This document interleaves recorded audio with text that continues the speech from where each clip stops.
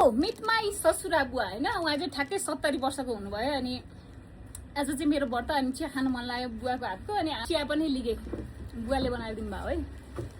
So हाम्रो चाहिँ यहाँनिर डेरी छ, अनि यता उतापट्टि चाहिँ क्याटरिङ छ होइन। अनि बुवाको चाहिँ 70 वर्षमा नि अहिले मस्त क्याटरिङ चलाएर, यता डेरी चलाएर मस्त घर धानिराख्नु भएको छ।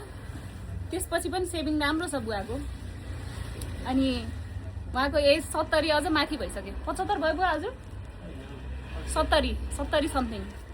अनि उहाँले सबै घर खर्च सबै हाम्रो चाहिँ उहाँले गर्नुहुन्छ। हामीले एक पोका तेल पनि लगाए खासै रेकर्ड छैन। अनि उहाँले चाहिँ राम्रो चलाउनुहुन्छ क्या हाम्रो क्याटरिङ। किन भन्दाखेरि उहाँले सानो पार्टी लिनुहुन्छ, 200 को पार्टी पनि लिनुहुन्छ, 100 को पार्टी पनि लिनुहुन्छ, अनि एकदम सस्तोमा लिनुहुन्छ कि। अनि अहिले चाहिँ सिजन छैन नि त, अफ सिजन छ। अनि पार्टी प्यालेसहरू बरु मस्त सुतेर बसिरहेको छ, तर बुवाको चाहिँ काम छ, भोलिको नि पार्टी छ।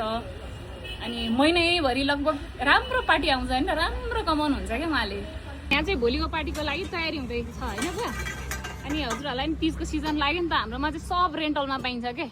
पालदेखि लिएर भाँडाकुँडा, थाल, डेक्ची।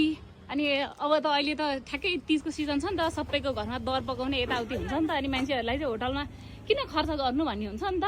सो त्यस्तो सोच भएकोहरूलाई चाहिँ, तर घरमा चाहिँ सामान चाहिँ सबै पर्याप्त हुँदैन नि त।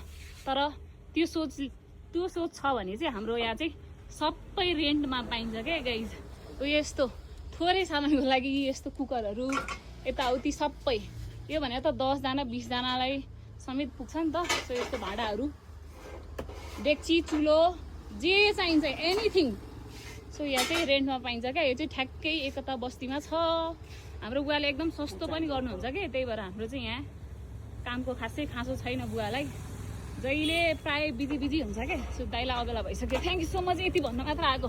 यो चाहिँ ठ्याक्कै एकता बस्ती हो कि। सो त्यहाँबाट यहीँ नजिकै छ क्या Burma catering and rental service. Thank you so much for watching. Bye bye. ल जाउँ।